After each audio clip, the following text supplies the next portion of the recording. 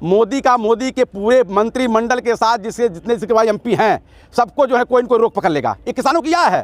छोड़िए सबकी बात, एक माचिस लेने जाता है, अगर 1 रुपये की माचिस है तो 75 पैसे में नहीं मिलती, हमको 1 रुपया देना पड़ता है। अगर मेरे 1800 से ज़्यादा मेरे धान के दाम है तो हम 1200 क्यों बेच रहे हैं भैया? वो ये कह रहा है कि मेरी आय दुगनी हो जाएगी, लोग समझ नहीं पा रहे हैं। ये 2000 रुपया कहाँ से दे रहा है? इसके बाप की कमाई है, वो किसानों की गाढ़ी कमाई है। हमारा पैसा हमको लुटाता है। तो फिल्मी दुनिया क्रिकेटर के पास जा रहे हो, फिल्मी दुनिया में जा रहे हो, विदेशों में जाके घूम रहे हो, ऐश कर रहे हो, आ जाओ किसान के बीच में। अगर तुम किसान के बेटे हो, तुम पवित्र हो, आ जाओ किसान के बीच में। चींटी से लेकर हाथी को भोजन देता है।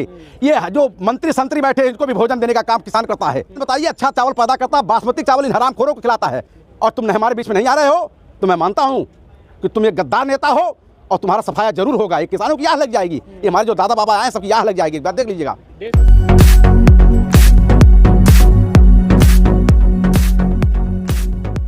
और किसाने की आह लगेगी भाई साहब, तो मैं सही बता रहा हूं। मोदी के पूरे मंत्रिमंडल के साथ जितने से एमपी हैं सबको जो है कोई न कोई रोक पकड़ लेगा। ये किसानों की आह है, ये पीड़ा है। बताइए, अगर किसान के हित में ये कानून नहीं है तो तुम्हारे बाप का कानून है। भाई हमको कपड़ा, हमको ठंडी लग रही है, हमको वस्त्र चाहिए, ऊनी वस्त्र चाहिए। अब ऊनी वस्त्र जरूरत है। अगर किसान जो है, किसान के हक में स्वामीनाथन रिपोर्ट बना था, उसको लागू कर दो। एक फार्मूला हमारा है, बाबा टिकैत भी करते थे। आज जितने किसान मंच है सब लोग यही कह रहे हैं, स्वामीनाथन रिपोर्ट लागू कर दो, एमएसपी तय कर दो, गारंटी के साथ तय कर दो। अगर 1866 रुपये मान लीजिए धान का कीमत है, आज मेरा किसान, उसका एमएसपी नहीं तय है, गारंटी वाला नहीं तय है। आज कोई 1000 में बेच रहा है, कोई 1200 में बेच रहा है, और उसको जब व्यापारी लेके जाता है तो अपना जो है बिचौलियों से मिलकर, अधिकारियों से मिलकर के, नेताओं से मिलकर के बढ़िया दाम पे बेचता है। वही दाम मेरी मांग है। हमारे सारे किसान एकता जज, जितने हमारे नेता आए हैं, किसान के नेता, यही मांग कर रहे हैं कि किसान को एमएसपी की गारंटी दिया जाए। मतलब जो मेरी खरीदारी हो, जितना रेट है, रेट से अगर कम कोई ले तो उसकी जेल होनी चाहिए। आज मेरा किसान जो है डीजल लेने जाता है, खाद लेने जाता है, छोड़िए सबकी बात, एक माचिस लेने जाता है, अगर 1 रुपये की माचिस है तो 75 पैसे में नहीं मिलती, हमको 1 रुपया देना पड़ता है। अगर मेरे 1800 से ज़्यादा मेरे धान के दाम है तो हम 1200 क्यों बेच रहे हैं भैया?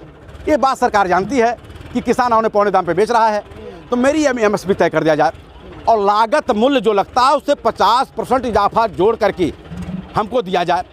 तो मोदी जी कह तो रहे हैं कि एमएसपी खत्म नहीं होगी, मंडियां खत्म नहीं होंगी, किसानों की जो है आय दुगनी होगी, हाँ, के बाद में उनके जो है विकास में वृद्धि होगी। हाँ, नहीं, मोदी कह रहे हैं ठीक है, लेकिन एमएसपी की गारंटी क्यों नहीं दे रहे हैं? ठीक है, एमएसपी ने खत्म कर दें। हमारा एक रेट है, ठीक है, रेट है, मान लीजिए 325 में मान लीजिए गन्ने का दाम है, वो ले रहा, ठीक है। अब आप मैं बताऊँ, उसकी कोई गारंटी नहीं है। हम लोग कांटा सेंटर पर ले जाते हैं गन्ना तौलाने के लिए, 2-2 कुंतल उसमें गन्ना करने वाला जो तौलने वाला होता 2-2 कुंतल मार देता है किसानों का। 1000 में हम धान बेच रहे हैं, ठीक है। तुम कहते हो कि हम गारंटी दे रहे हैं, तुम गारंटी दे दो भाई, बस साफ बात। हाँ, कि इससे अगर कम कोई खरीदेगा एक अपराध माना जाएगा और उसकी जेल होगी। हमको गारंटी दे दो, और कहते हो आज दुगनी कर देंगे। कैसे दुगनी कर दोगे? मैं तो जानता हूँ कि वैसे किसान मार के खत्म हो जाएगा, तुम आए कहाँ दुगनी करोगे? तुम अपनी आय दुगनी कर रहे हो।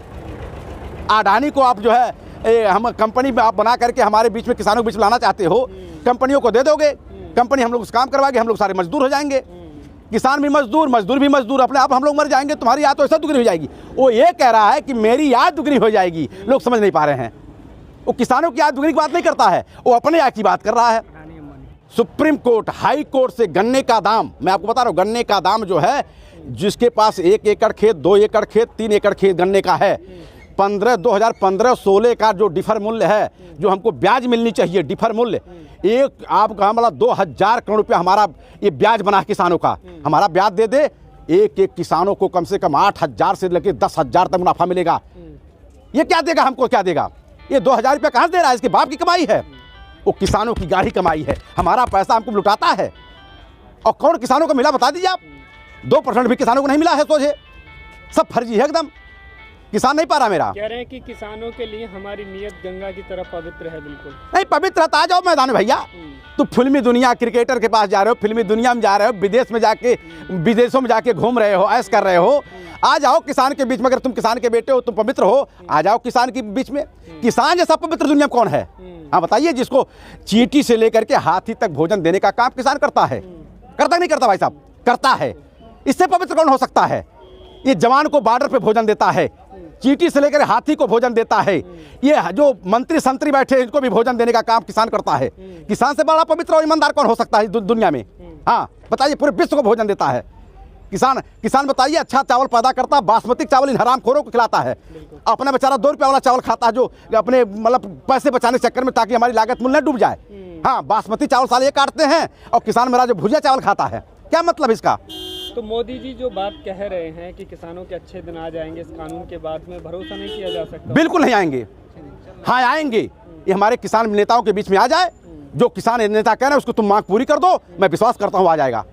और तुम हमारे बीच में नहीं आ रहे हो तो मैं मानता हूँ कि तुम एक गद्दार नेता हो और तुम्हारा सफाया जरूर होगा। ये किसानों की आह लग जाएगी, ये हमारे जो दादा बाबा आए हैं सबकी आह लग जाएगी। एक बार देख लीजिएगा। देश भर के सिख जो है खासतौर पर हाँ। पर पड़े हुए हैं और अचानक कल मोदी जी जो है रकाबगंज गुरुद्वारा जाते हैं जी। ऐसी स्थिति में किस तरह से देखते हैं? इस नाते जाते हैं कि हम गुरुद्वारा जाएंगे तो हमारे सरदार भाई खुश हो जाएंगे। और गुरु नानक ने नहीं कहा था, गुरु नानक ने गरीबों और मजदूरों, जाहिलों, मतलब जो समाज में पिछड़े लोग हैं उनको हमारे महाराज गुरु नानक ने बात की है। अरे तुम उनके बीच में जा रहे हो, मैं तो मना रहा हूँ कि तुम्हारा पवित्र अगर हृदय है और वहाँ हमारे गुरुद्वारे में जा रहे हो सकता है तेरा दिमाग खुल जाए। गुरुद्वारे में जा रहे हो और गुरुद्वारे में जाने के बाद तुम आओगे झूठ बोलोगे तो तुझे कोई नहीं माफ़ करेगा, तुम जिंदा जल के मर जाओगे, बस जान लो। हाँ कहा जा रहा है कि आज को मोदी जी मन की बात करेंगे और किसान जो है वो थाली बजाकर। अरे मेरे भैया क्या थाली बजवाएगा? कोरोना के नाम कभी थाली बजवा रहा, कभी सीटी बजवा रहा देशवासियों से। किसानों ने कहा है, ऐसा खबरें चल रही हैं। नहीं ठीक है, किसानों ने कहा। मैं कहता हूँ बड़े भाई उसको कहीं नहीं जाना, इसी दिल्ली में है और यहीं बगल में गाजीपुर बॉर्डर है। भाई क्यों नहीं किसान के बीच में आता? किसानों को कोई गोली मार देगा क्या? वो भी किसान का बेटा। अगर किसान अपना मानता कि देखिए कोई नेता कोई कहीं पैदा हो, चाहे पूंजीपति हो, सब किसान के बेटे। मैं जानता हूँ अगर वो रोटी खा रहा है, अनाज खा रहा है तो किसान का बेटा है। लड़ाई कब तक चलेगी? ये सरकार के लड़ाई देखिए भैया, लड़ाई एक बात जान लीजिए, एक बात जान लीजिए, मैं सबसे पहले किसान जो पंजाब के हमारे सरदार भाई हैं, किसान भाई हैं, उनको मैं ताहे दिल से धन्यवाद देता हूं। मैं तो भैया अपनी पिकअप गाड़ी में गैस सिलेंडर सारी व्यवस्था लेके आया हूं, लेकिन मेरे सरदार भाई जाके ज़बरदस्ती अब शाम को कह रहे थे यार भोजन क्यों बना रहे हो जब मैं लंगर चला रहा हूं। तो बताइए इतना बड़ा दिल हमारे सरदार जी का है तो कम से कम अगर हम भूखे पेट भी नहीं हमको लड़ना है। हमको यहाँ सब हलवा पूड़ी समोसा पकौड़ा हमारे सरदार जी खिला रहे हैं। ये पूर्वांचल के किसान लाठी लेके आएगा, लड़ाई लड़ेगा सरदार जी के साथ, और क्या चाहिए? हाँ घी की रोटी खिला रहे सरदार जी हमारे। और मैं धन्यवाद देता हूँ सरदार जी लोग को कि पूरे हिंदुस्तान में आपने एक जनसैलाब पैदा किया है। मैं आपको ताहे दिल से धन्यवाद देता हूँ। उत्तर प्रदेश का हूँ, पूर्वी उत्तर प्रदेश का हूँ। मैं सरदार भाइयों को धन्यवाद देता हूँ जो लंगर चला करके कि भूखे किसान को रोटी देने का काम कर रहे हैं। ऐसे किसानों को मैं धन्यवाद देना चाहता हूं। तो कानून पूरी तरह से रद्द कराएंगे तीनों? नहीं भाई देखिए उसमें संशोधन का तो रद्द फद्द करने क्या है भाई बैठो। उसमें जो मैटर है स्वामीनाथन रिपोर्ट के आधार पर मोदी जी जानते हैं 2002 में बना था, 2006 में पार्लियामेंट में रखा गया, पूर्व सरकारें ने नहीं पूरी की। इन्होंने कहा था मैं किसानों की आय दुगनी कर दूंगा, स्वामीनाथन रिपोर्ट लागू कर दूंगा, देश से भ्रष्टाचार खत्म कर दूंगा। इसी मुद्दे पाए थे हम काला धन लाएंगे, 15 लाख नौजवानों को देंगे। बताइए उसने क्या किया भैया, बता दो, हमारे कुछ बता दो। हाँ क्या किया बताइए।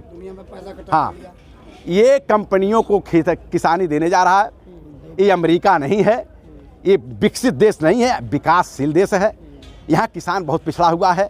मैं तो कहता हूँ तुम स्वामीनाथन रिपोर्ट लागू कर दो, किसान खुश। भाई तुम्हारे अपने जेब से तुमको नहीं देना भैया, और तुम हमारे किसान की मांग पूरी कर दो तो जिंदगी भर प्रधानमंत्री बन के रहो, मरने के बाद भी रहो, जिंदे के बाद भी रहो, हमेशा प्रधानमंत्री बने रहो तुम। बहुत बढ़िया। बस स्वामीनाथन रिपोर्ट लागू कर दो, हमारे किसान की मांग पूरी कर दो। हमको क्या मतलब है कोई प्रधानमंत्री बने। हाँ तुम कब्रिस्तान पे चले जाओ तभी प्रधानमंत्री बन के बैठे रहो। मोदी जी कह रहे हैं कि विपक्ष गुमराह कर रहा है इन लोगों को। नहीं, विपक्ष नहीं गुमराह करे। सुनिए मेरी बात, देखिए हकीकत में 545 के जो सांसद जो मंत्री हैं ये सारे लोग दिल से चाह रहे हैं कि कानून काला कानून खत्म हो जाए, लेकिन मजबूरी उनकी एक सरकार इसी की बदौलत चल रही है। इसमें देखिए पूरे भारत सरकार में दो तंत्र हैं, मान लीजिए अमित शाह, मोदी, इसी दो के बदौलत चल रही है। हाँ, ये लैला मजनू है, ये सरकार दोनों की चल रही है। लैला मजनू जब तक हैं, ये जिद्दी हैं। हाँ, जैसे प्यार में लैला मजनू पागल हो गए थे, दोनों पागल हो चुके हैं। ये चाह रहे हैं कि देश से हम कानून नहीं खत्म करेंगे, नहीं खत्म करेंगे। और मेरा किसान कह रहा है जब तक तुम खत्म नहीं करोगे तब तक हम यहाँ से जाएंगे नहीं।